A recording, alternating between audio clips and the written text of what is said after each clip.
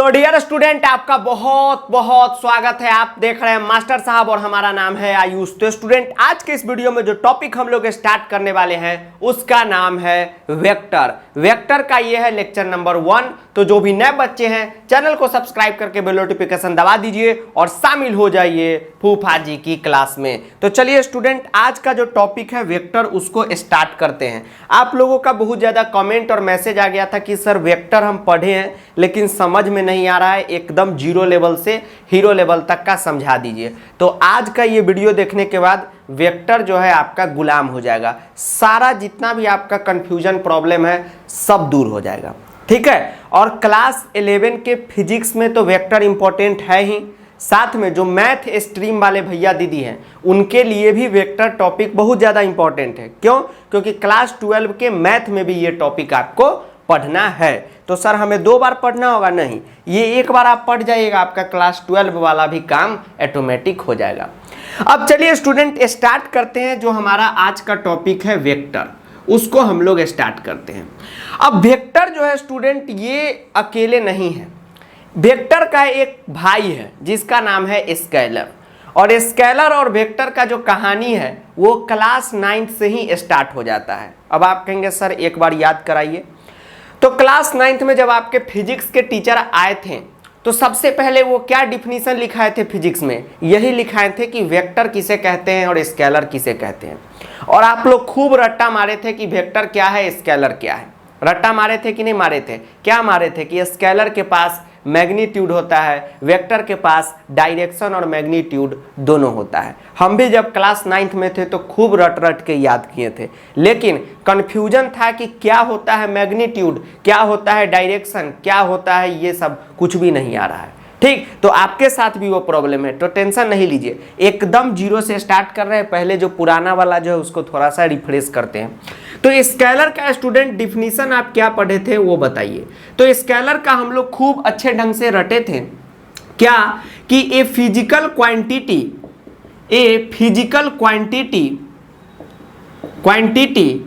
Having only magnitude. अब आपको अभी सब कुछ बताते हैं कि मैग्नीट्यूड क्या होता है, टेंशन नहीं लीजिए। और वेक्टर का आप लोग डिफिनीशन क्या रट के याद किए थे कि ए फिजिकल क्वांटिटी। सर हम तो समझ के याद किए थे, अब इसमें समझना क्या है, ये तो इसको तो रटंत विद्या कहते हैं। A physical quantity having magnitude and direction. और यही में अगर आपको दिक्कत है, यही कंफ्यूजन है कि क्या मैग्नीट्यूड होता है, क्या डायरेक्शन होता है, जब तक ये कंफ्यूजन दूर नहीं होगा फिर आपको वेक्टर कभी समझ में नहीं आएगा। तो सबसे पहले ये कंफ्यूजन दूर कीजिए। तो क्लास 9 में खूब रट के याद किए थे कि स्केलर क्या होता है, तो एक ऐसा फिजिकल क्वांटिटी होता है जिसके पास मैग्नीट्यूड होता है। और वेक्टर क्या होता है, तो एक ऐसा फिजिकल क्वांटिटी होता है जिसके पास मैग्नीट्यूड भी होता है और डायरेक्शन भी होता है। हम भी याद किए थे, आप भी याद किए थे, बाबू सोना भी याद की थी, सब याद किया था। लेकिन कंफ्यूजन हमेशा रहता था कि मैग्नीट्यूड क्या है और डायरेक्शन क्या है। तो सबसे पहले ये समझिए कि मैग्नीट्यूड क्या होता है और डायरेक्शन क्या होता है। मतलब कि क्या, कौन सा चीज स्केलर है और कौन सा चीज वेक्टर है। अब जैसे बॉलीवुड में अभी एक नए क्या हीरोइन आई है, कौन पांडे है, अन्ना पांडे, क्या नाम है, हाँ। तो अन्ना पांडे को हम यहाँ पे लेके आते हैं। अब आप कहेंगे कि सर वेक्टर में ये अन्ना पांडे कहाँ से आ गई। अब जहाँ से आई आ गई, ये है अन्ना पांडे। अब मान लीजिए कि अन्ना पांडे 100 kg की है। क्या kg की है? 100 kg की है अन्ना पांडे। अब ये 100 kg क्या है, तो सर मास है इसका। मास मतलब कि इसका वजन है 100 kg। अब आपसे हम पूछते हैं कि ये मास स्केलर क्वांटिटी है या वेक्टर क्वांटिटी है, आप बताइए कि मास क्या है, स्केलर है या वेक्टर है, बताइए जरा सा। तो कोई कह रहा होगा स्केलर है, कोई कह रहा होगा वेक्टर है। अब क्यों स्केलर है और क्यों वेक्टर है ये समझने की कोशिश कीजिए। देखिए स्टूडेंट, मास यहाँ पे कितना दिया हुआ है, तो 100 kg दिया हुआ है। तो ये जो 100 होता है ना, जो न्यूमेरिक वैल्यू होता है, इसे ही हम लोग क्या कहते हैं, मैग्नीट्यूड कहते हैं। क्या कहते हैं? मैग्नीट्यूड कहते हैं। जैसे हम बोले 5 मीटर, तो जो 5 है वो क्या हुआ, मैग्नीट्यूड हुआ। हम बोले कि 5 न्यूटन का फोर्स लगा रहे हैं, तो 5 क्या हुआ, मैग्नीट्यूड हुआ। तो जो भी न्यूमेरिक वैल्यू होता है उसे हम लोग क्या कहते हैं, मैग्नीट्यूड कहते हैं। अब स्केलर होने के लिए भी मैग्नीट्यूड चाहिए, वेक्टर होने के लिए भी मैग्नीट्यूड चाहिए। अब आप बताइए कि ये मास का कोई डायरेक्शन है, तो कुछ के मन में सवाल आ रहा होगा कि सर मास का डायरेक्शन है, कुछ कह रहे होंगे नहीं है। अब है कि नहीं है समझिए जरा सा। अब वो जो अन्ना पांडे है वो 100 केजी की है, वो नॉर्थ में खड़ी रहेगी तो 100 केजी ही रहेगी, साउथ में जाएगी फिर भी 100 केजी, ईस्ट में जाएगी फिर भी 100 केजी, वेस्ट में जाएगी फिर भी 100 केजी, पंजाब में रहेगी फिर भी 100 केजी, दुबई में जाएगी फिर भी 100 केजी। मतलब उसका कोई भी डायरेक्शन नहीं है, मास का कोई भी डायरेक्शन नहीं है। तो ये कौन सा क्वांटिटी है, स्केलर क्वांटिटी है। समझ गए, समझ गए, एक बार और समझिए। स्केलर क्वांटिटी में हमने क्या डिफिनीशन पढ़ा है कि ये physical quantity having only magnitude. तो आपने क्या देखा कि ये मास जो एक फिजिकल क्वांटिटी है इसके पास सिर्फ और सिर्फ मैग्नीट्यूड है, यानी कि 100 केजी। अब कुछ ना कुछ केजी मास मतलब क्या हुआ, वजन हुआ। तो वजन कुछ ना कुछ तो होगा, 1 KG, 2 KG, 3 KG, 5 KG, 10 KG, 20 KG, 50 KG, कुछ भी तो होगा। तो वो क्या है, न्यूमेरिक वैल्यू है, मैग्नीट्यूड है। तो ये जो मास हो गया ये कौन सा क्वांटिटी है, स्केलर क्वांटिटी है। अब यहीं पे हम अगर बात करें कि वेक्टर क्वांटिटी का एक एग्जांपल दीजिए। अब जैसे हम बोलते हैं कि इस बोर्ड पे, व्हाइट बोर्ड पे हम 5 न्यूटन का फोर्स लगा रहे हैं, या जो ये कैमरा है सामने इसी पे 5 न्यूटन का फोर्स लगा रहे हैं। सर लगा के बताइए, तो कैमरा फूट जाएगा तो आप दीजिएगा। 5 न्यूटन इमेजिन कीजिए हम लगा रहे हैं, कितना का फोर्स लगा रहे हैं, तो सर 5 न्यूटन का आप फोर्स लगा रहे हैं, इंग्लिश में बोले तो 5 न्यूटन।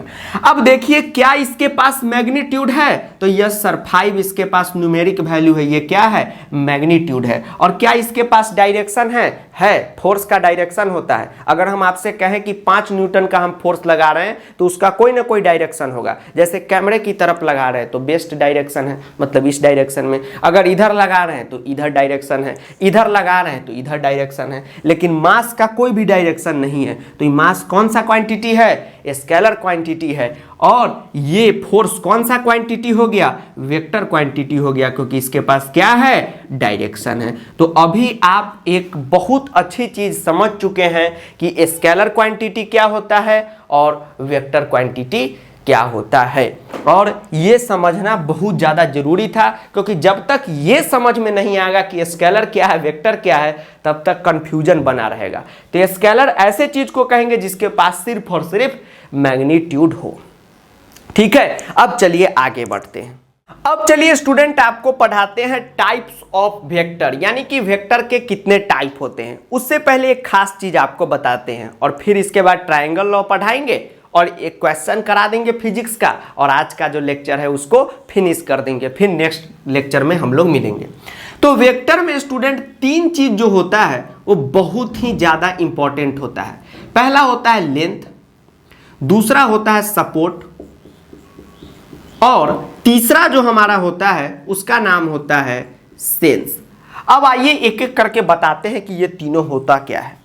मान लीजिए कि एक लाइन यहां से यहां तक हमने ड्रॉ किया, ठीक है, एक लाइन यहां से यहां तक हम लिए। समझ लीजिए कि हाईवे है या आपके घर का बाउंड्री है। अब उसी बाउंड्री में 2 पॉइंट हम लेते हैं, एक का नाम रखते हैं P और दूसरे का नाम रखते हैं Q। क्यों रखते हैं ये नहीं, क्यों रखते हैं, क्या नाम रखते हैं, क्यों रखते हैं। तो एक पॉइंट हम लिए P और एक पॉइंट हम लिए Q। अब P से लेकर Q तक की जो दूरी होगी, मतलब कि P से लेकर Q तक का जो डिस्टेंस होगा, मान लीजिए कि 5 मीटर है इसका डिस्टेंस, तो ये जो डिस्टेंस है इसी को हम लोग किस नाम से जानते हैं, तो लेंथ के नाम से जानते हैं। ठीक है, अब दूसरा खास चीज देखिए कि सपोर्ट किसको कहते हैं। तो ये लाइन जो है जिस जगह लाई कर रहा है, मतलब कि ये जो 2 पॉइंट हम लिए तो ये जिसमें है वो उसका क्या हो गया, सपोर्ट हो गया। जैसे ये जो पॉइंट है इसमें, मतलब कि इस लाइन में है, तो ये क्या हो गया, इसका सपोर्ट हो गया। ये जो बड़ा वाला लाइन था ये क्या हो गया, सपोर्ट हो गया। अब P और Q इस डायरेक्शन में है, तो ये डायरेक्शन जो हुआ ये क्या हो गया, सेंस हो गया। यानी डायरेक्शन का मतलब क्या होता है, रास्ता होता है। जैसे हम बोले कि इस डायरेक्शन में आपको जाना है, मतलब इस रास्ते में जाना है, तो ये क्या हो गया, सेंस हो गया। और ये तीनों बहुत ज़्यादा इंपॉर्टेंट है। तो एक बार लंदन से मैम आएंगी, जिनको आप जानते हैं, वो पढ़ाएंगी। Hello student, I am Macklin Fernandez, the sister of Jacqueline Fernandez। सही पानी पानी हो गई, मेरे सर पे पानी हो गई। Hello student, as you know, three things are important in vector: length, support, and sense. What is length? If we take a long line and draw 2 points P and Q, the distance between P and Q is known as length. And where P and Q point lie, the full line is known as support and direction is known as sense. Bye student. तो चलिए student, आपको समझ में आ गया होगा, ठीक है। अब चलिए आगे बढ़ते हैं यहाँ से थोड़ा सा। अब देखिए स्टूडेंट, हमने एक पॉइंट लिया P और Q। अब P और Q को वेक्टर कैसे हम डिनोट करते हो आपको बताते हैं। ये हम लिख दिए P और Q। तो वेक्टर डिनोट करने का मतलब कि वेक्टर को दर्शाने का, वेक्टर को बताने का दो तरीका होता है। जैसे अगर पी क्यू वेक्टर है, मान लीजिए कि पी क्यू एक वेक्टर है, ठीक है, तो पी क्यू एक वेक्टर है, तो इसको डिनोट करने का क्या तरीका है कि पी क्यू लिख के ऊपर क्या कीजिए, तो एक गाढ़ा लाइन दे दीजिए। तो ये बहुत पुराना तरीका है, अंग्रेज के ज़माना का। जनरल डायर इसी तरीका से पढ़ते थे। लेकिन मॉडर्न तरीका क्या है कि पी और क्यू वेक्टर को बताना है, तो पी और क्यू पे क्या करना है, एरो दे देना है। हो गया, पी और क्यू क्या है, एक वेक्टर है। समझ गए। अब आप कहेंगे सर पी क्यू वेक्टर कैसे हो बताइए। तो पी क्यू क्या है सर, एक डिस्टेंस है। डिस्टेंस का कुछ ना कुछ दूरी है, यस सर 5 मीटर है। और डिस्टेंस का कोई ना कोई डायरेक्शन तो होगा, यस सर, तो है वेक्टर। तो पी क्यू क्या है, एक वेक्टर है। तो पी क्यू एक वेक्टर है, तो पी क्यू लिख दिए और ऐसे ऊपर एक एरो दे दिए। अब थोड़ा सा इंक इसमें डाल लेते हैं मार्कर में, यानी कि पेट्रोल ख़त्म हो गया है, ठीक है, पेट्रोल ख़त्म हो गया है सर, पेट्रोल महंगा हो रहा है। पेट्रोल महंगा होने से हमको कोई फ़र्क नहीं पड़ता है सर, ऐसा क्यों? क्योंकि हम तो दूसरे के गाड़ी में से पेट्रोल निकाल के गाड़ी चलाते हैं, ठीक, तो किसी हमको क्या फ़र्क पड़ेगा, नहीं पड़ता, इसीलिए तो आंदोलन नहीं करते। चलिए अब आगे बढ़ते हैं। ये हमने पी क्यू बताया। अब स्टूडेंट देखिए कि पी और क्यू का जो ये बताए हैं, इसको हम लोग लेंथ ऑफ ए वेक्टर कहते हैं। मतलब कि जितना वेक्टर का लेंथ होगा उसी को कहते हैं पी क्यू। अब इसके आगे लगा देते हैं मॉड। अब आप कहेंगे सर मॉड आप क्यों लगाएं? तो मॉड लगाने का मतलब होता है कि कोई भी रिजल्ट आए वो ऑटोमेटिक पॉजिटिव हो जाएगा। अब देखिए लेंथ जो है ये तो कभी निगेटिव होगा नहीं। मान लीजिए कभी कैलकुलेशन में निगेटिव आ गया तो ये मॉड रहेगा तो ऑटोमेटिक पॉजिटिव हो जाएगा। सर नहीं समझ में आया, थोड़ा सा और समझा दीजिए। देखिए ध्यान से, सबसे पहले तो वेक्टर को कैसे डिनोट करते हैं ये तो आपको पता चल गया कि पी क्यू के ऊपर लगा दिए ये एरो। अब पी क्यू के ऊपर एरो लगाए तो ये पी क्यू क्या है, तो यहाँ से लेके यहाँ तक का जो डिस्टेंस है वो है। तो डिस्टेंस को हम लोग क्या कहेंगे, लेंथ कहेंगे। अब लेंथ कभी भी निगेटिव होगा नहीं सर। मान लीजिए हम कभी कपड़े के दुकान में जाएंगे तो ये थोड़ी कहेंगे कि हमको -5 मीटर कपड़ा दो या -10 मीटर दो, पॉजिटिव ही रहेगा। तो पॉजिटिव के लिए हम लोग क्या लगा देते हैं, मॉड लगा देते हैं। तो ये हो गया स्टूडेंट आपका ये कॉन्सेप्ट। अब जो है आगे चलते हैं हम लोग टाइप्स ऑफ वेक्टर पे। अब आइए स्टूडेंट हम लोग नेक्स्ट चलते हैं जिसका नाम है टाइप्स ऑफ वेक्टर, यानी कि वेक्टर का कितना टाइप। जिंदगी में हर एक चीज़ का टाइप आप लोग पढ़ते आए हैं। जैसे संस्कृत आप लोग को पढ़ाते थे तो संधि का टाइप, प्रत्यय का टाइप, तो समास का टाइप, तो हर चीज़ का दुनिया में बंटवारा है, ठीक है। दुनिया का बंटवारा देश में, देश का बंटवारा राज्य में, राज्य का जिला में, जिला का प्रखंड में, प्रखंड का पंचायत में, पंचायत का वार्ड में। तो बंटवारा का कोई और अंत नहीं है, ठीक है। तो उसी तरह वेक्टर का भी जो है बंटवारा हुआ है, तो उसी को हम लोग जानते हैं टाइप ऑफ वेक्टर के नाम से, कि वेक्टर के कितने टाइप होते हैं। तो पहला जो टाइप होता है स्टूडेंट उसका नाम है इक्वल वेक्टर, कि इक्वल वेक्टर हम किसे कहेंगे। तो सबसे पहले डिफिनीशन लिख देते हैं, ठीक है, और आप लोग भी डिफिनीशन अपने नोटबुक यानी कि कॉपी में नोट करते चलिएगा, क्योंकि डिफिनीशन लिखना बहुत ज़्यादा ज़रूरी है। और नोट्स जो होता है वो कॉपी का श्रृंगार होता है, तो ये मेकअप करना जरूरी है। तो चलिए मेकअप स्टार्ट कीजिए हमारे साथ। तो इक्वल वेक्टर किसे कहेंगे, तो two vector two vector are said to be equal if both have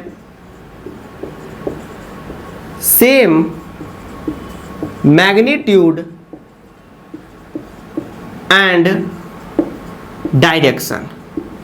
मतलब कि दो वेक्टर को तभी हम इक्वल कहेंगे जब उसका जो मैग्नीट्यूड है वो भी इक्वल रहेगा और डायरेक्शन भी दोनों का क्या रहेगा, सेम रहेगा। ठीक है, तो इसको ऐसे लिख सकते हैं, equal magnitude and same direction. मतलब कि दोनों का जो मैग्नीट्यूड हो वो भी इक्वल रहे और डायरेक्शन भी दोनों का हूबहू वही हो। अब मान लीजिए कि एक वेक्टर हम ड्रॉ करते हैं, वेक्टर का ये साइन ए और बी, और इसका जो है वैल्यू है 5 मीटर, और दूसरा वेक्टर ड्रॉ करते हैं सी और डी और इसका वैल्यू भी है 5 मीटर।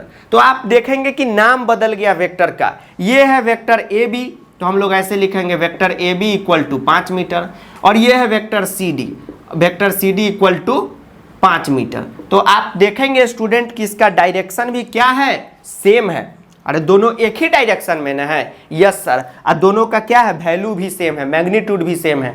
तो दो वेक्टर को कब हम कहेंगे इक्वल, जब दोनों का मैग्नीट्यूड सेम हो। तो दोनों का मैग्नीट्यूड सेम है और दोनों सेम डायरेक्शन में हो, मतलब कि एक ही डायरेक्शन में हो, तो ये क्या है, इक्वल वेक्टर है। तो हम लोग कहेंगे vector A B is equal to vector C D. अब मान लीजिए कि यहीं पे केस उल्टा हो जाता और ये जो वेक्टर है नीचे वाला ये ऐसे रहता और इसका वैल्यू 5 मीटर ही रहता। हम इक्वल नहीं कहते क्योंकि डायरेक्शन दोनों का बदल गया। तो इक्वल वेक्टर हम किसे कहेंगे, जब दो वेक्टर क्या हो, सेम डायरेक्शन में हो और उनका जो मैग्नीट्यूड हो वो भी क्या हो, सेम हो। तो उसे हम लोग क्या नाम से जानते हैं, इक्वल वेक्टर के नाम से जानते हैं। अब दूसरा जो आपको इंपॉर्टेंट वेक्टर देखना है, रफ करते चल रहे हैं, ठीक है, और आप लोग नोट करते चलिए और टेंशन नहीं लीजिए। जितना भी मैथ का टॉपिक है वो सब एकदम जीरो लेवल से आपको पढ़ा देंगे, ठीक, उसका टेंशन आप लोग नहीं लीजिए। और आप जानते ही हैं बेटा को फूफा कैसा पढ़ाते हैं, दरभंगा स्टेशन पे भी टाइम नहीं मिल रहा, इसलिए लेक्चर में थोड़ा सा डिले हो रहा है। ठीक है, चलिए आगे बढ़ते हैं। तो दूसरा जो हमें वेक्टर देखना है उसका नाम है जीरो वेक्टर। जीरो वेक्टर, अब जीरो वेक्टर नाम से ही पता चलता है कि क्या होगा, तो अभागा जीरो होगा। तो इसका डिफिनीशन भी बहुत सिंपल है, a vector having zero magnitude. Zero magnitude मतलब कि एक ऐसा वेक्टर जिसके पास मैग्नीट्यूड क्या हो, तो जीरो हो। जीरो हो मतलब वो एकदम पॉइंट पे ही खड़ा है, जीरो है, तो उसको हम लोग क्या कहेंगे, जीरो वेक्टर कहेंगे। दूसरा हमारा तीसरा जो स्टूडेंट हमारा है उसका नाम है यूनिट वेक्टर। ये सब बच्चा वाला चीज है। यूनिट वेक्टर किसको कहेंगे, तो वेक्टर हैविंग वन मैग्नीट्यूड, मतलब कि एक ऐसा वेक्टर जिसका मैग्नीट्यूड क्या हो, तो एक हो, उसको हम लोग क्या कहेंगे, यूनिट वेक्टर कहेंगे। इन एनी डायरेक्शन, कोई भी डायरेक्शन हो उससे कोई भी मतलब नहीं है, बस मैग्नीट्यूड 1 रहना चाहिए। अब जैसे देख लीजिए कि एक ये पॉइंट है, पॉइंट तो आप लोग समझ रहे हैं, और यहाँ से हम एक वेक्टर ऐसे ड्रॉ किए 1 मीटर का, एक वेक्टर ऐसे ड्रॉ किए 1 मीटर का, एक वेक्टर ऐसे बनाए 1 मीटर का, एक वेक्टर ऐसे बनाए 1 मीटर का। तो कोई भी डायरेक्शन में रहे उससे कोई मतलब नहीं है। और ये यूनिट वेक्टर बहुत इंपॉर्टेंट है। अगर आप मैथ स्ट्रीम के स्टूडेंट हैं तो क्लास 12 में जितना भी वेक्टर का प्रूफ और क्वेश्चन बनेगा उसमें यूनिट वेक्टर आएगा। तो यूनिट वेक्टर का मतलब क्या हो गया कि एक ऐसा वेक्टर जिसके पास मैग्नीट्यूड क्या हो, एक हो और कोई भी डायरेक्शन में हो। अब देखिए स्टूडेंट, यहाँ पे हमने एक पॉइंट लिया और यहाँ से कितना वेक्टर बनाए हैं, तो 1 2 3 4 वेक्टर बनाए हैं। चारों वेक्टर 4 डायरेक्शन में है, 4 दिशा में है, लेकिन सबका जो वैल्यू है मैग्नीट्यूड यानी कि जो न्यूमेरिक वैल्यू है वो क्या है, 1 है। तो ये कौन सा वेक्टर हो गया, यूनिट वेक्टर का एग्जाम्पल हो गया। अब हम लोग आगे चलते हैं, लाइक वेक्टर और अनलाइक वेक्टर पढ़ते हैं। उससे पहले आप नोट कर लीजिए, थोड़ा सा पेट्रोल भरा लेते हैं, ठीक।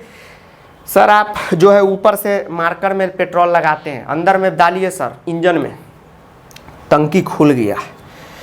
चलिए अब थोड़ा सा देखिए, ये सब जो है ट्रेडिशनली टेक्निक है पढ़ाने का, व्हाइट बोर्ड और मार्कर वाला। अब धीरे धीरे ये भी प्रथा समाप्त हो रहा है।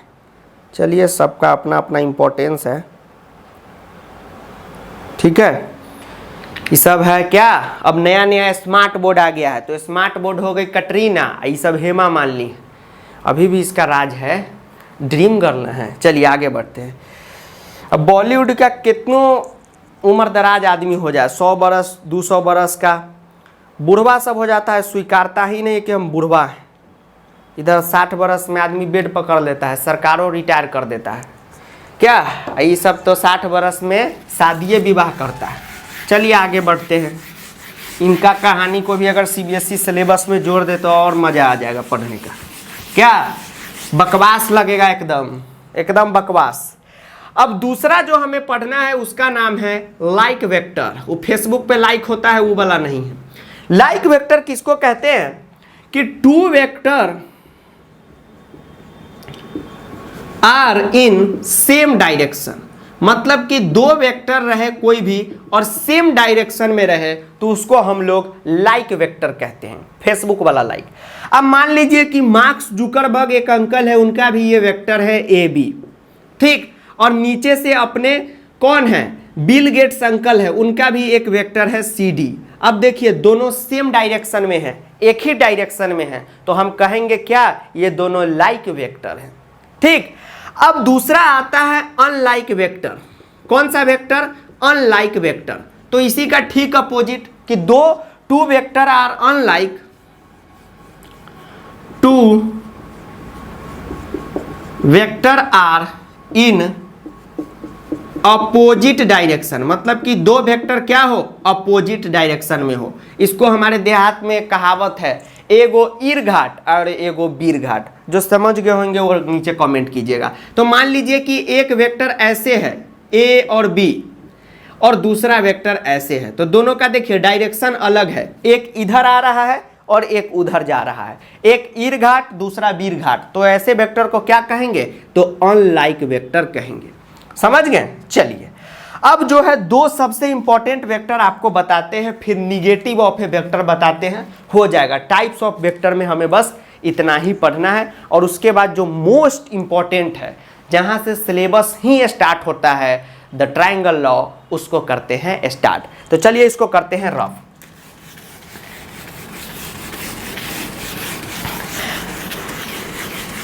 चलिए अब जो आगे हमें स्टूडेंट पढ़ना है उसका नाम है को इनिशियल वेक्टर। अब देखिए को इनिशियल वेक्टर किसे कहते हैं, कोई भी दो वेक्टर का अगर इनिशियल पॉइंट सेम हो, मतलब कि जहां से वो वेक्टर बन रहा है वो सेम हो, तो उसे हम लोग क्या कहते हैं, को इनिशियल वेक्टर कहते हैं। अब जैसे देखिए एग्जांपल के तौर पे एक हमने ये पॉइंट लिया, यहां पे पॉइंट।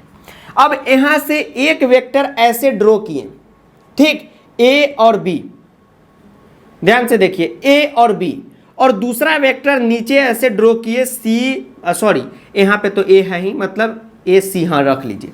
तो आप देख रहे हैं कि वेक्टर ए सी और वेक्टर ए बी आपस में को इनिशियल है।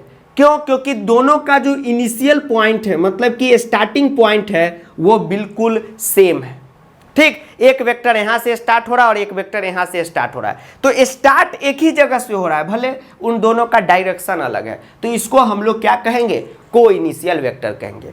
लेकिन मान लीजिए कि एक वेक्टर ऐसे रहे और यहां ऐसे रहे, तो इसको हम को इनिशियल नहीं कहेंगे। एक समाप्त हो रहा है यहां पे और एक स्टार्ट हो रहा है, तो ये को इनिशियल नहीं होगा। को इनिशियल होने का यही क्राइटेरिया है कि स्टार्टिंग जो पॉइंट है वहीं से कोई दो वेक्टर आगे बढ़े, ठीक। तो ये देख रहे हैं, ये दोनों वेक्टर का जो स्टार्टिंग पॉइंट है वो क्या है, सेम है। इनिशियल पॉइंट जिसको हम लोग स्टार्टिंग पॉइंट के नाम से भी जानते हैं वो सेम है, तो ये क्या है, को इनिशियल वेक्टर। और दूसरा जो हमारा आता है वो है को टर्मिनल वेक्टर। को टर्मिनल वेक्टर, अब को टर्मिनल वेक्टर क्या होता है कि कोई भी दो वेक्टर का टर्मिनल पॉइंट एक ही हो, मतलब कि दोनों वेक्टर एक ही जगह आके टर्मिनेट करता हो, तो उसको हम लोग कहेंगे को टर्मिनल वेक्टर। मान लीजिए कि कोई वेक्टर दिल्ली से ऐसे आया और यहाँ पे खत्म हो गया, तीर लगने का मतलब यहाँ पे खत्म, टाटा बाय बाय फिनिश। कोई वेक्टर मान लीजिए इधर आया पटना से आके और यहाँ पे खत्म हो गया, तो ये दोनों वेक्टर मान लीजिए ए बी सी है, तो हम ये दोनों जो वेक्टर है इसको कहेंगे को टर्मिनल वेक्टर। क्यों? क्योंकि दोनों का जो टर्मिनेटिंग पॉइंट है, मतलब कि खत्मिंग पॉइंट है, मतलब खत्म होने का जो पॉइंट है वो एक ही है, तो ये क्या हो जाएगा?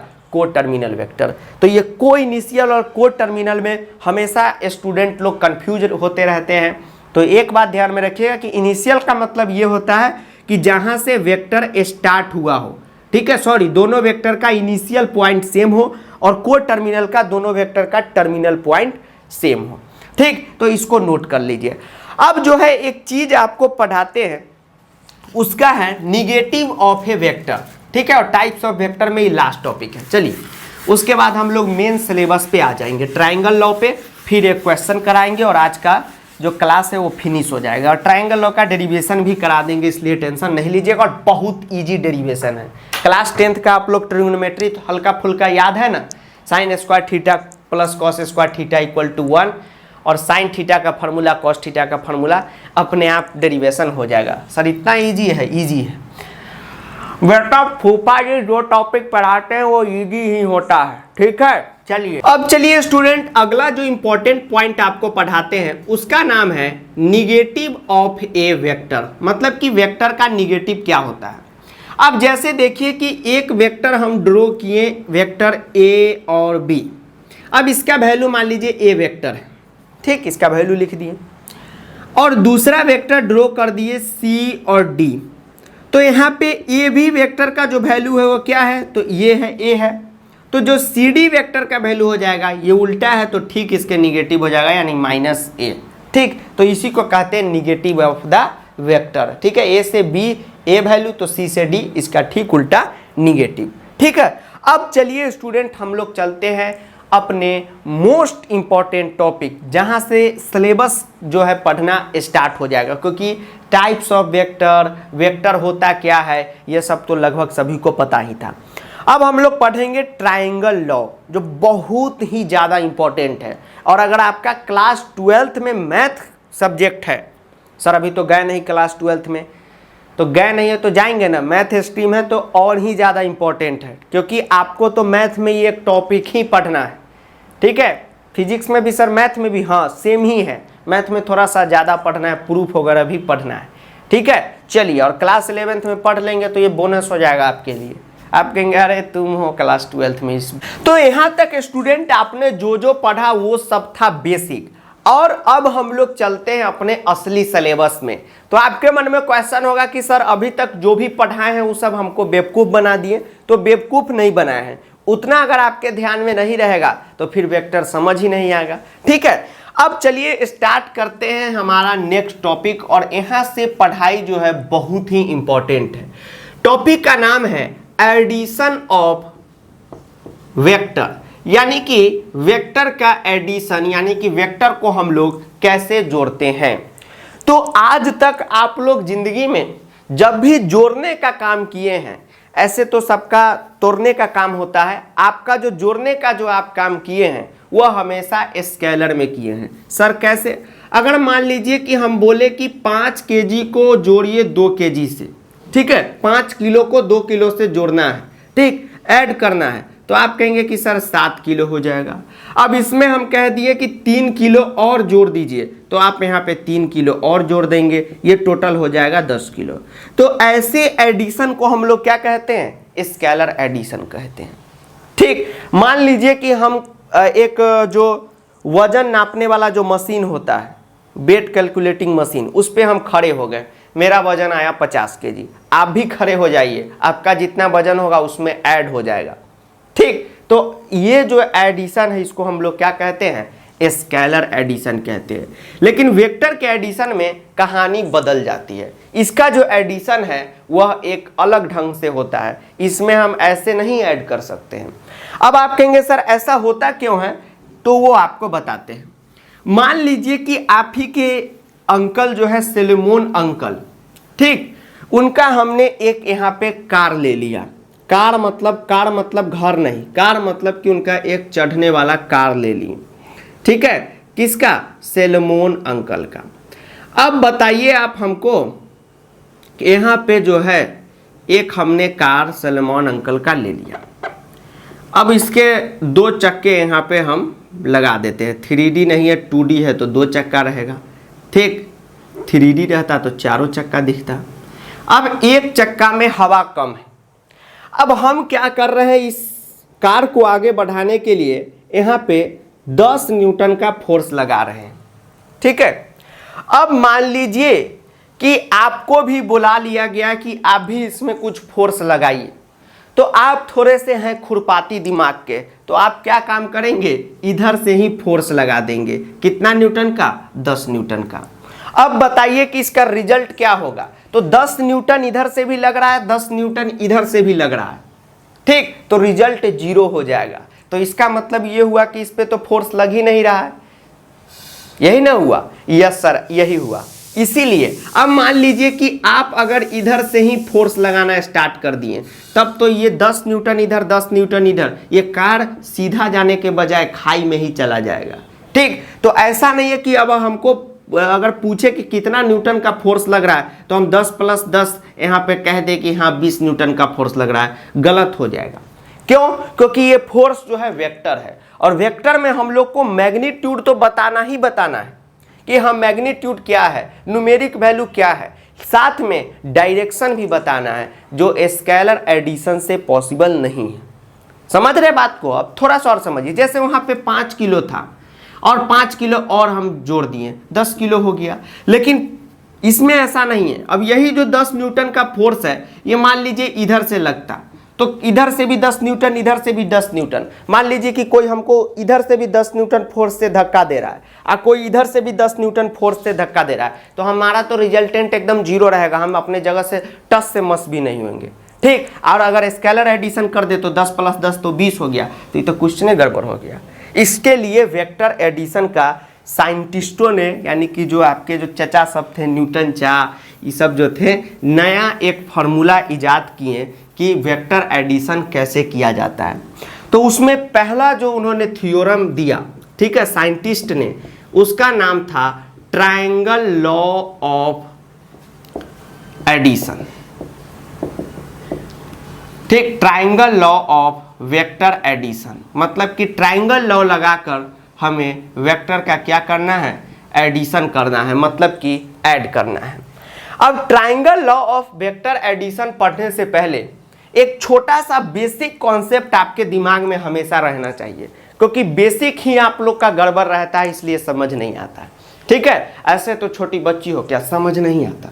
अब देखिए, एक जो बेसिक टॉपिक है उसका नाम है एंगल बिटवीन 2 लाइन। क्या नाम है, एंगल बिटवीन 2 लाइन। अब टॉपिक के नाम से ही पता चल रहा है क्या, कि एंगल बिटवीन 2 लाइन, यानी कि 2 लाइन के बीच में एंगल कब बनेगा, उसका नियम। अब ध्यान दीजिए, वेक्टर में 2 लाइन के बीच में एंगल तभी बनेगा, जैसे मान लीजिए कि एक वेक्टर हम यहाँ पे ये ड्रॉ किए, मतलब कि इसको बनाए, इसका नाम दे दिए वेक्टर ए और बी। इसको हम लोग वेक्टर की भाषा में टेल कहते हैं और इसको हेड कहते हैं। अब मान लीजिए कि टेल से टेल जुड़ा हो, फिर से एक वेक्टर ए और सी ड्रॉ कर दिए, तो यहाँ पे एंगल बनेगा। एंगल को हम लोग थीटा से डिनोट करते हैं। पहला कंडीशन एंगल बनने का क्या रहे, तो टेल से टेल जुड़ा रहे, समझिए पूंछ से पूंछ जुड़ा रहे, दोनों एक ही रहे, तभी एंगल बनेगा। ऐसा नहीं है कि भाई मान लीजिए कि एक ये मुंह वाला रहे और नीचे पूंछ वाला सटा रहे और यहाँ पे हम एंगल बना दें, ये गलत हो जाएगा। एंगल बनने का पहला क्राइटेरिया कि टेल से टेल मिलना चाहिए, पूंछ से पूंछ जुड़ना चाहिए, तभी एंगल बनेगा। दूसरा ये क्राइटेरिया है कि अगर मुंह से मुंह यानी कि हेड से हेड भी जुड़ेगा तो भी एंगल बनेगा। मान लीजिए कि ऐसे ए सी कोई वेक्टर यहाँ इंड कर रहा है और यहाँ दूसरा वेक्टर भी आके ऐसे तीर से इंड कर रहा है डी, सी और डी, तो इसमें भी एंगल बनेगा थीटा। तो यही 2 कंडीशन में एंगल बनेगा, ठीक है, यही दो कंडीशन में एंगल बनेगा, वरना नहीं बनेगा। अब देखिए, जैसे इसको और आसानी से समझिए कि ये देखिए दो मार्कर है, आपस में मार नहीं करेगा आप लोग की तरह। तो देखिए ये दोनों मुंह से मुंह मिला दिए, तो ई जो है, ये दोनों मुंह से मुंह अगर हम मिलाते हैं तो यहाँ पे जो है, यहाँ पे एंगल बन रहा है, तो ये एंगल बनेगा। फिर दोबारा कब बनेगा, जब इसका पीछे से पीछे मिला रहेगा। और हम अगर ऐसे मिला देते हैं तो एंगल नहीं बनेगा। समझ गए बात को? यस सर, समझ गए। तो अब चलिए हम लोग पढ़ते हैं triangle law of vector addition. अब चलिए स्टूडेंट, हम लोग अपने जो मेन लॉ है उसमें चलते हैं, जिसका नाम है ट्राइएंगल लॉ। अब देखिए होता क्या है ट्राइंगल लॉ।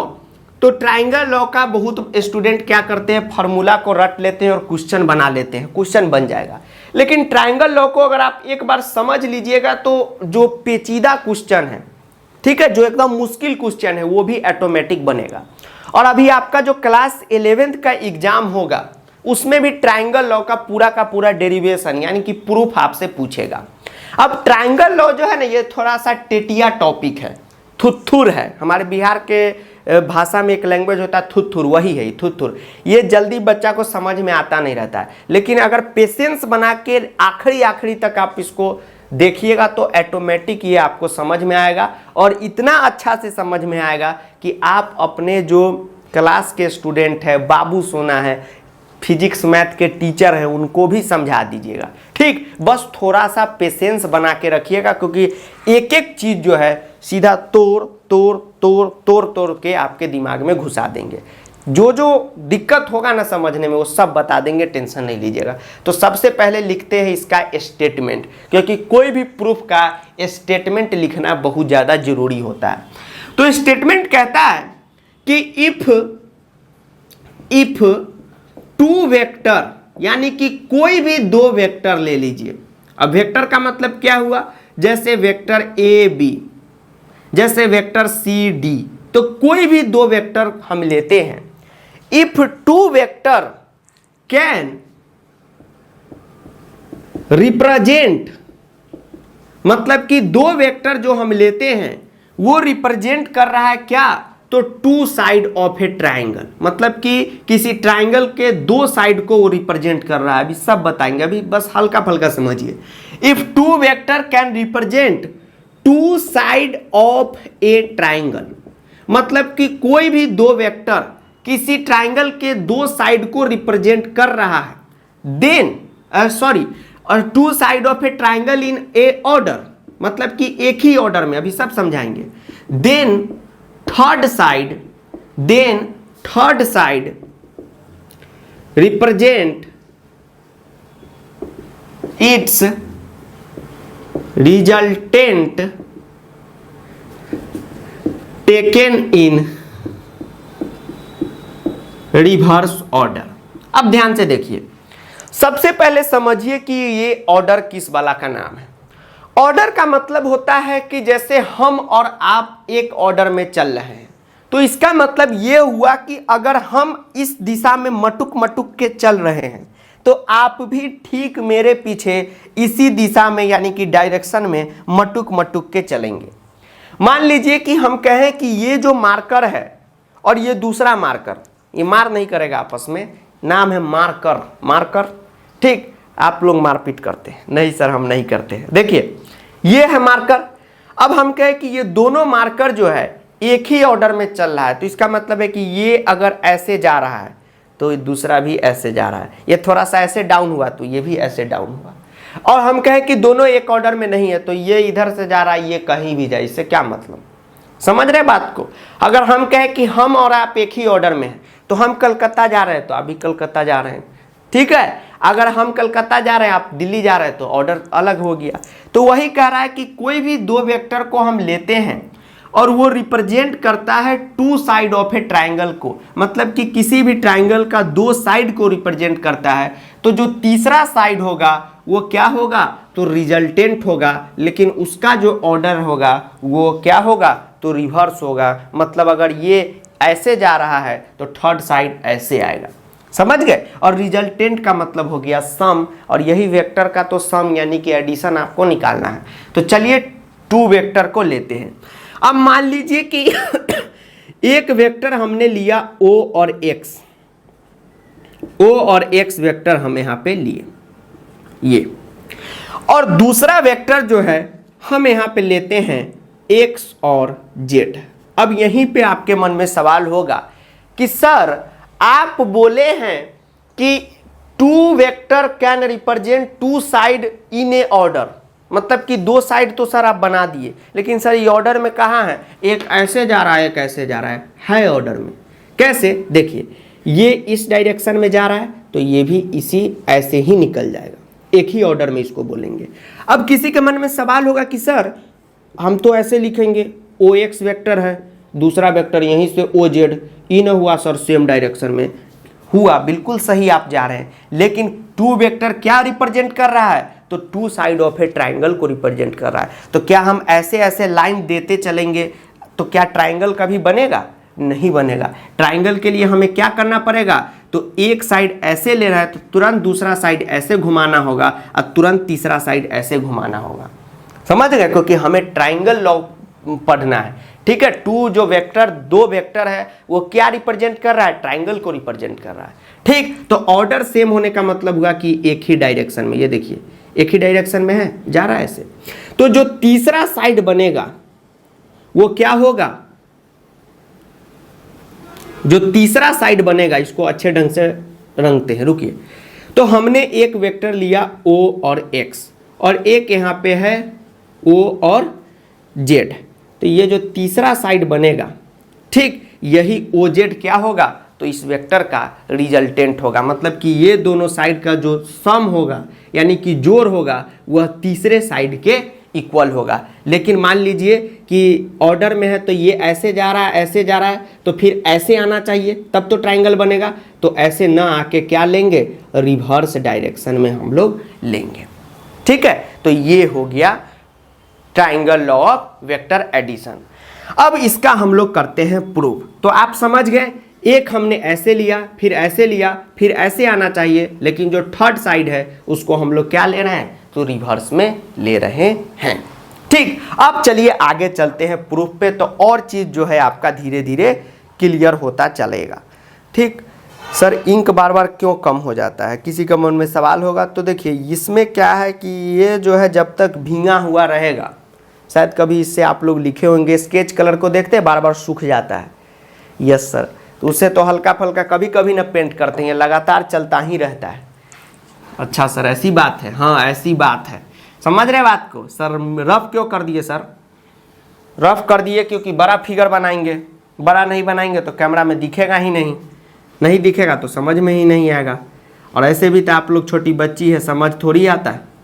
अब चलिए स्टूडेंट थोड़ा सा फिगर को वीडियो पॉज करके अच्छे ढंग से बना दिए हैं, टाइम जा रहा था क्योंकि फिगर में हमारा राइटिंग बहुत खराब है। तो यहाँ पे हमने क्या देखा कि दो साइड हमने लिया OX XZ, ध्यान से समझिएगा तभी समझ में आएगा, टेंशन नहीं लेना है। OX हमने लिया और एक हमने लिया XZ, तो दो साइड को रिप्रेजेंट कर रहा है सेम ऑर्डर में, देखिए एरो ऐसे है, ऐसे एरो जा रहा है, तीसरा जो है ऐसे एरो रहना चाहिए, लेकिन रिवर्स ऑर्डर में हम लोग लिए।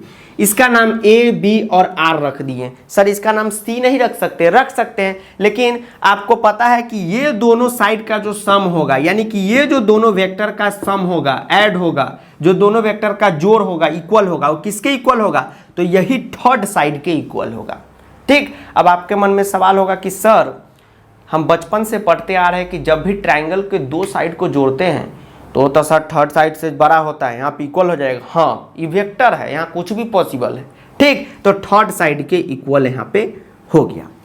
अब देखिए स्टूडेंट हमें करना है इसका प्रूफ। अब आपको पता होगा कि जब भी हम किसी चीज की प्रूफ करते हैं तो हमें कुछ न कुछ मैथ की उसमें जरूरत पड़ती है। अब इस वेक्टर का प्रूफ करने के लिए हमें एक बला का जरूरत है जिसका नाम है ट्रिगोनोमेट्री। ओ सर ये तो सर कोई भी दुनिया का प्रूफ हो, मैथ का हो, फिजिक्स का हो, वहाँ ये आ जाता है, बिन बुलाया मेहमान है। तो यहाँ भी इसको प्रूव करने के लिए ये जो R है यही तो रिजल्टेंट है, ये दोनों वेक्टर का ऐड क्या होगा, किसके इक्वल होगा, R के इक्वल होगा। और R क्या है, R का कोई फार्मूला है नहीं है, तो इसी लॉ से हम प्रूव करके फार्मूला आपको देने वाले हैं, ठीक है। सर हमें तो पहले से मालूम है, अच्छी बात है। तो ये R को प्रूव करने के लिए हमें ट्रिगोनोमेट्री की जरूरत पड़ेगी। ट्रिगोनोमेट्री क्या है? बिन बुलाया मेहमान। अब चलिए, आप मैथ का इससे पिछला लेक्चर देखे होंगे ट्रिगोनोमेट्रिक फंक्शन का, तो उसमें बताए थे कि ट्रिगोनोमेट्री के कोई भी प्रूफ के लिए, क्वेश्चन के लिए हमें सबसे मेन चीज की जरूरत पड़ती है जिसका नाम होता है एंगल, क्योंकि एंगल के पढ़ाई को ही हम लोग क्या कहते हैं? ट्रिगोनोमेट्री कहते हैं। अब देखिए, हमें इसको प्रूव करने के लिए, आर निकालने के लिए एंगल की आवश्यकता होगी, जो ये वाला एंगल होगा। अब बताइए कि क्या यहाँ पे एंगल बन सकता है? एंगल का नाम थीटा होता है, तो यहाँ पे हम थीटा दे रहे हैं। क्या बताइए, ये एंगल फॉर्मेशन होगा यहाँ पे? होगा या नहीं होगा? देखिए, जब भी मैथ की पढ़ाई हो, सर ये तो फिजिक्स की हो रही है, मैथ है ये, ठीक है, तो फिजिक्स में घुस गया है तो अलग बात है। तो आपको जो जो टीचर बोले और पूछे उस पर ध्यान दीजिए, बाकी बात जितना भी मन में क्वेश्चन उठ रहा है कि ये कैसे हुआ, वो कैसे हुआ, वो धीरे धीरे सब दूर हो जाएगा। अभी आप ये बताइए बाबू कि यहाँ पे एंगल बनेगा या नहीं बनेगा? यहाँ पे एंगल बनेगा या नहीं बनेगा? सर बनेगा या नहीं बनेगा? किसी का मन में हो रहा होगा यस, किसी का मन में नो। अब देखिए, हम बोले यहाँ पे एंगल नहीं बनेगा। अब आप कहेंगे सर कैसे? तो अभी आपको बताएं कि दो लाइन के बीच में वेक्टर में कब एंगल बनेगा? जब दोनों का पूंछ से पूंछ जुड़ा हो, ठीक, तभी एंगल बनेगा। या दोनों का मुंह यानी कि हेड से हेड जुड़ा हो, तभी ही यहाँ पे एंगल बनेगा, ठीक, अन्यथा नहीं बनेगा। अब देखिए, यहाँ पे एक हेड है और एक यहाँ पे पूंछ है यानी कि टेल है, क्या एंगल बनेगा? नहीं बनेगा। अब नहीं बनेगा, लेकिन वहां पे तो एंगल हमें बनाना ही है। यस सर, बनाना ही है। तो कैसे बनाएंगे? तो क्लास 9th में आप लोगों को एक टॉपिक पढ़ाया जाता था, कॉन्ग्रुएंसी ऑफ ट्राइंगल, यानी कि ट्राइंगल कैसे सिमिलर होता है, कॉन्ग्रुएंस होता है, याद है? अच्छा सर, एंगल सिस्टम सर, अच्छा सर याद आ गया, वही वाला। तो उसमें याद है हम लोग थोड़ा सा ऐसे बूंदा डाल डाल के आगे बढ़ा देते थे, इमेजिनरी। यस सर, सेम वही चीज़ यहाँ पे करेंगे, थोड़ा बूंदा ऐसे आगे बढ़ा देंगे। अब ऐसे बढ़ाएंगे तो एक नया लाइन यहाँ पे बन जाएगा, ठीक, इसका नाम पॉइंट का रख देंगे वाई। अब आप कहेंगे कि सर इसमें क्या हम लोग डायरेक्शन वगैरह नहीं ड्रॉ करेंगे कि ये वेक्टर का किस डायरेक्शन में है? तो ये तो हिस्सा ही नहीं है, इसका पार्ट ही नहीं है। हमें तो मेन इसी ट्रायंगल में देखना है, ये तो प्रूफ करने के लिए हम लोग ले रहे हैं, तो इसमें कोई डायरेक्शन वगैरह का जरूरत नहीं है। अब देखिए कि यहाँ पे एंगल कैसे बनेगा, तो ये कोई दो साइड है, ठीक। अब तो इसमें कोई वेक्टर का रूल नहीं लगेगा, ये हो जाएगा हमारा थीटा, ये हो जाएगा हमारा थीटा। ये तो बचपन वाला मेथड से, बचपन वाला मेथड में ट्रायंगल में कोई वेक्टर होता था? नो सर, सीधा यहाँ पे दो सट गया, हो गया थीटा हो गया, ठीक, एंगल बन गया। तो ये हमारा हो गया थीटा, ये हमारा हो गया थीटा। समझ गए? Yes sir. अब एक बार और समझिए थोड़ा सा शांति से, आप 50% ही आपको आया है समझ में। थोड़ा सा इंक डाल लेते हैं, समझ लीजिएगा तो आसान है, और समझिएगा तो आपका दिमाग खुलेगा, और दिमाग खुलेगा तभी आपके दिमाग में क्लास 11th का जो साइंस है वो जाएगा। ध्यान से देखिए, हमने यहाँ पे स्टूडेंट आपसे पूछा कि क्या यहाँ पे एंगल बनेगा? तो नहीं बनेगा, क्योंकि यहाँ पे हेड और टेल आपस में जुड़ा हुआ है। तो हम बचपन वाला मेथड से इसको थोड़ा सा आगे बढ़ा के एक नया ट्राइंगल इधर बना दिए। अब ये तो हम अपना प्रूफ के लिए बनाए हैं, तो इसमें तो कोई वेक्टर वगैरह है नहीं, तो यहाँ पे देखिए एक एंगल बचपन वाला मेथड से बन रहा है, जिसका नाम हम रख दिए थीटा, क्योंकि इसमें कोई भी पूंछ और मुंह यानी कि हेड टेल का कोई भी मामला ही नहीं है, बन गया। अब आते हैं प्रूफ पे। अब आपको क्या काम करना है, हमें क्या निकालना है? तो आर निकालना है। अब आर निकालने के लिए हम लोग पहले लेंगे इन ट्राइंगल OYZ, सबसे बड़ा वाला जो ट्राइंगल है उसको लेते हैं OYZ। सर OYZ को ही क्यों लिए, हम ZXY को क्यों नहीं लिए? तो देखिए सारा कुछ ले लेके वो जो साइंटिस्ट प्रूफ करते हैं वो कर चुके हैं, तो उन्होंने बताया कि जो बड़ा वाला ट्राइंगल है इसी को हम लोग लेंगे। अब इन ट्राइंगल OYZ में हम लोग OZ स्क्वायर को हम ऐसे OY स्क्वायर प्लस YZ का स्क्वायर लिख सकते हैं। ध्यान से देखिए, ये जो बड़ा वाला ट्राइंगल है OYZ, ट्राइंगल को कैसे बोलते हैं? जैसे ABC है तो हम क्या कहते हैं, ट्राइंगल ABC, यानी कि तीनों साइड आपस में जुड़ गया, ये हो गया ट्राइंगल। तो अब देखिए ट्राइंगल OYZ में क्या आप ये लिख सकते हैं OZ square equal to OY का स्क्वायर प्लस YZ का स्क्वायर? कैसे सर लिख सकते हैं बताइए, आप कमेंट करके बताइए कि ये हम कैसे लिख सकते हैं। एक अंकल जी ये बताए थे, बहुत बचपन का है, ये क्लास 6 में पढ़ाई होता है सर, हल्का मिस हो रहा है। पैथागोरस थ्योरम, पैथागोरस थ्योरम क्या कहता है कि hypotenuse square equal to base square plus perpendicular का स्क्वायर। अच्छा, तो OYZ जो ट्राइंगल है OYZ, तो इसमें हाइपोटेनस क्या है, तो सर OZ है। देखिए ये राइट एंगल ट्राइंगल बन गया। आप OYZ को देखिए, बाकी बात आप किसी ट्राइंगल को इसमें मत देखिए, OYZ को देखिए। तो यहाँ पे क्या है, एक राइट एंगल ट्राइंगल है, तो OZ क्या हो गया, हाइपोटेनस का स्क्वायर हो गया। OY क्या हो गया, हमारा बेस स्क्वायर हो गया, और YZ क्या हो गया, हमारा परपेंडिकुलर स्क्वायर यहाँ पे हो गया। तो ये हम लोग लिख सकते हैं किससे, तो बाई पैथागोरस थ्योरम से यहाँ पे लिख सकते हैं। अब OZ का वैल्यू क्या है, तो सर R है, तो हम लोग लिखेंगे R स्क्वायर। OZ का वैल्यू क्या दिया हुआ है, तो सर R दिया हुआ है, तो हमने लिख दिया R स्क्वायर। अब OY का वैल्यू बताइए, तो OY का वैल्यू क्या है बताइए आप, OY का वैल्यू क्या है, तो OY का वैल्यू क्या है, तो OY का वैल्यू है OX प्लस XY, और YZ का वैल्यू क्या है, सॉरी YZ को YZ स्क्वायर ही हम यहाँ पे अभी लिखते हैं। अब देखिए R स्क्वायर बराबर हम ऐसे लिख सकते हैं OX प्लस XY और प्लस YZ का स्क्वायर। सर ऐसा क्यों, ध्यान से देखिए, OZ स्क्वायर को तो R स्क्वायर लिखेंगे क्योंकि R इसका वैल्यू है, यस सर। अब OY जो है, OY क्या है, तो यहाँ से लेकर यहाँ तक है, तो यहाँ से लेकर यहाँ तक में देखिए यहाँ तक की जो दूरी है क्या है, तो XY है, और यहाँ से लेकर यहाँ तक की जो दूरी है यानी कि डिस्टेंस है वो क्या है, OX है, और ये आपस में ये दोनों जुड़ के इतना बड़ा OY बना रहा है। तो OX प्लस OY का स्क्वायर हम यहाँ पे लिख दिए, प्लस में YZ का स्क्वायर लिख दिए। अब इसको हम लोग इमेजिन कर लेते हैं इक्वेशन 1। यहाँ तक में कोई दिक्कत तो आप बताइए, कोई दिक्कत यहाँ तक में, नो सर। एक बार ध्यान से समझिए, हमने क्या किया, प्रूफ करने के लिए सबसे पहले हम बड़े वाले ट्राइंगल को लिए जिसका नाम है ट्राइंगल OYZ। अब OYZ में हमें R चाहिए, तो अकॉर्डिंग टू पैथागोरस थ्योरम हमने क्या किया, OZ स्क्वायर लिखा, वही हाइपोटेनस स्क्वायर बराबर base square plus perpendicular square. तो OZ स्क्वायर इक्वल टू क्या हो गया, तो OY का स्क्वायर प्लस में YZ का स्क्वायर। अब OZ का वैल्यू R है, तो R स्क्वायर हम लिख देंगे, क्योंकि थ्योरम जब भी प्रूफ करते हैं तो जो जरूरत होता है वही लिखते हैं।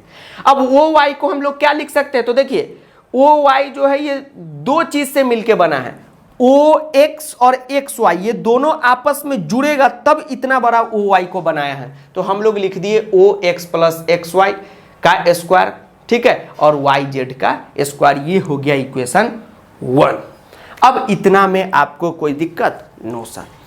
अब हम लोग क्या करते हैं, ऊपर से रफ करते हैं, ठीक है, ताकि इसमें जगह बचे और मतलब कि जगह ज़्यादा से ज़्यादा हो ताकि आपको समझा पाए।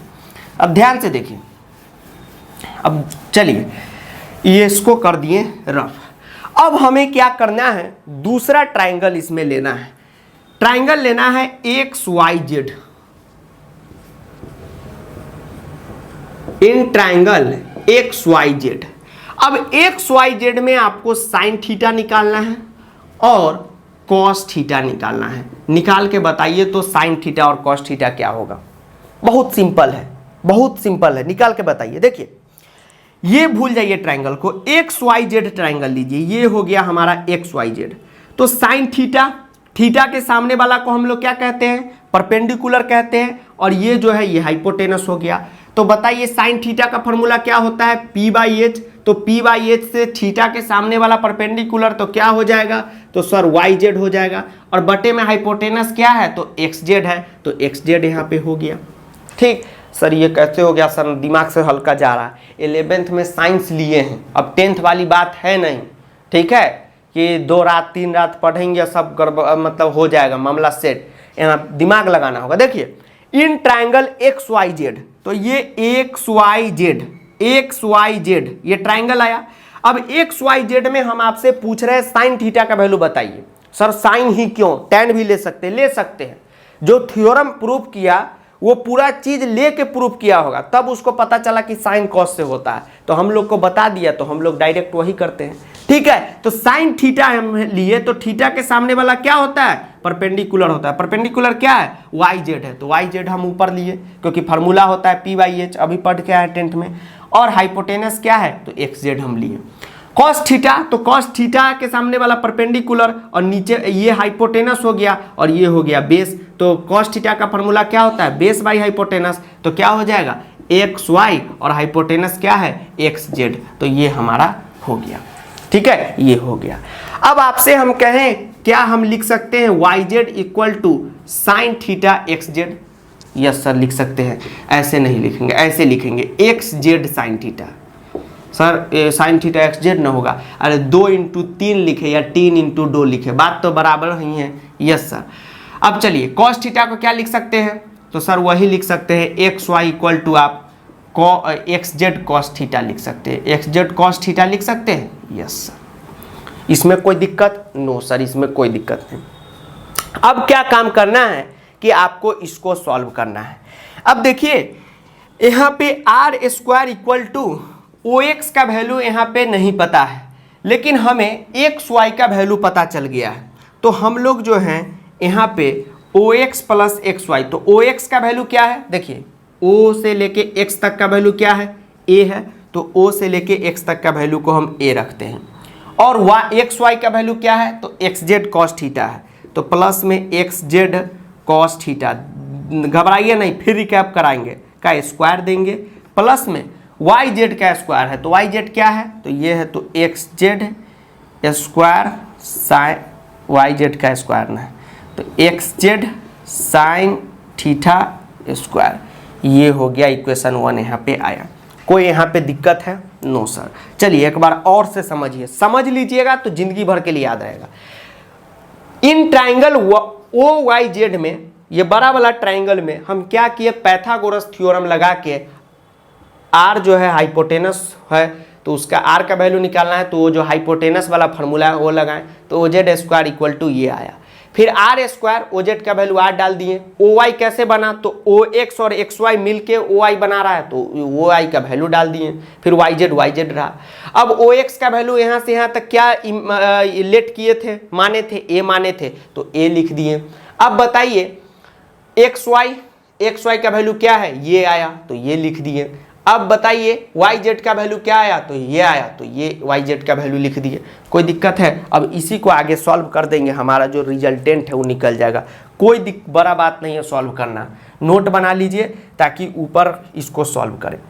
अब देखिए आर स्क्वायर को, नीचे एक लाइन और हो सकता है, आर स्क्वायर को A plus X Z cos theta का स्क्वायर है, तो क्या इसको ए प्लस बी के होल स्क्वायर में लिख सकते हैं, यस सर। तो ए प्लस बी का होल स्क्वायर क्या होता है, A square plus B square plus 2ab, तो ए का ए स्क्वायर, बी क्या है, तो एक्स जेड का स्क्वायर प्लस में कॉस थीटा का स्क्वायर, ठीक है, और प्लस में 2ab यानी कि 2a और dot x Z cos theta, ठीक, और प्लस जो है एक्स जेड का स्क्वायर और इनटू साइन थीटा का स्क्वायर, ये हो गया। अब यहीं पे आपको दिक्कत हुआ होगा कि कैसे सर लिख दिए हैं, बड़ा सिंपल है बाबू, ध्यान से देखिए, बहुत बेसिक चीज है और बेसिक के वजह से ही आप लोग को समझ में नहीं आता है। ध्यान से देखिए क्या हमने लिखा, आर स्क्वायर हम लिखे, तो आर स्क्वायर बराबर हमको क्या आया, तो A plus X Z cos theta का होल स्क्वायर आया। तो क्या इसको हम a और इसको b, a प्लस बी के होल स्क्वायर पे ये जा रहा है, यस सर। तो a प्लस बी का होल स्क्वायर का फॉर्मूला याद नहीं होगा आपको, क्या होता है a स्क्वायर, तो a स्क्वायर लिख दिए। इधर b स्क्वायर तो एक्स जेड का स्क्वायर और कॉस थीटा का स्क्वायर अलग अलग होता है, और यहाँ पे क्या लिख दिए 2ab, तो 2a X Z cos theta, फिर एक्स जेड स्क्वायर, इसमें तो सिंपल स्क्वायर लगाए थे इसमें, और साइन थीटा का स्क्वायर यहाँ पे कर दिए। अब ऊपर चलते हैं, आपको इसको रफ कर देते हैं और ध्यान से देखिए इसको आगे प्रूव करते हैं। एक बार खुद से प्रूफ करेंगे आप, तभी आपको समझ में आएगा। अब देखिए इसमें क्या है स्टूडेंट कि सारा चीज़ इसमें ऐड में है, कोई सब्ट्रैक्ट उपट्रैक्ट नहीं है, सब चीज़ इसमें क्या है, जोड़ा हुआ है। तो ए स्क्वायर प्लस एक्स जेड जो है, एक काम करते हैं इसको आप नोट कर लीजिए, फिर रफ करके और ऊपर से बताते हैं। इसमें स्पेस कम हो जाएगा, फिर आधा मिटा रहेगा आधा दिखा रहेगा, तो समझ में नहीं आएगा। चलिए आगे बढ़ते हैं, चलिए रफ करते चलेंगे, इसलिए नोट्स बनाते चलिए। चलिए in triangle O Y Z, चलिए तो हमने क्या लिखा, ए स्क्वायर